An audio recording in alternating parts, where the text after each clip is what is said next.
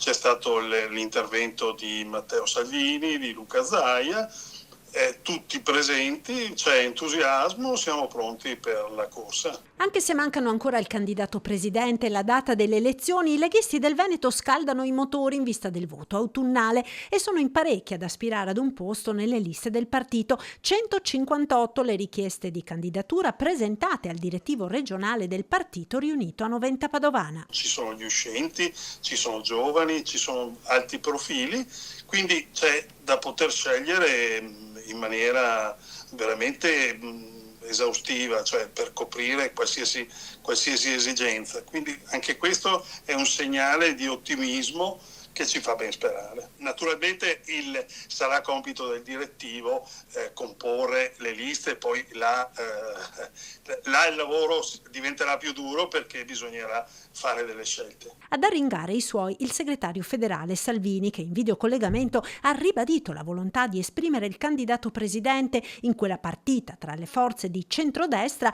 che sta da mesi alimentando tensioni con Fratelli d'Italia, che da primo partito pretende la guida del Veneto, o, come si è vociferato negli ultimi giorni, se non il governatore, tutti gli assessorati di peso, pretendendo poi, nel risico delle pedine sulle regioni del nord, la guida della Lombardia. A mio avviso, comunque sia, il tentativo è sempre di candidare l'elemento migliore per poter vincere. Quindi non credo ci sia una consecuzio, nel senso il Veneto resta alla Lega e quindi la Lombardia andrà a Fratelli d'Italia.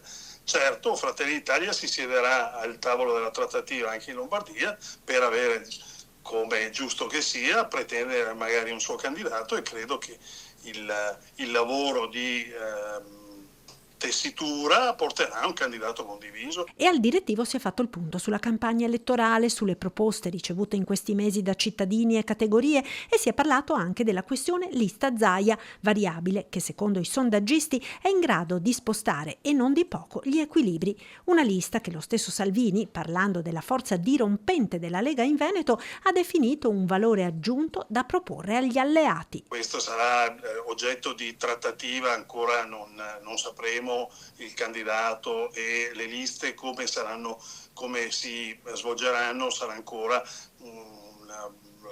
la trattativa a livello nazionale, darà i confini di tutta la corsa. Noi nel frattempo ci prepariamo per le varie eventualità.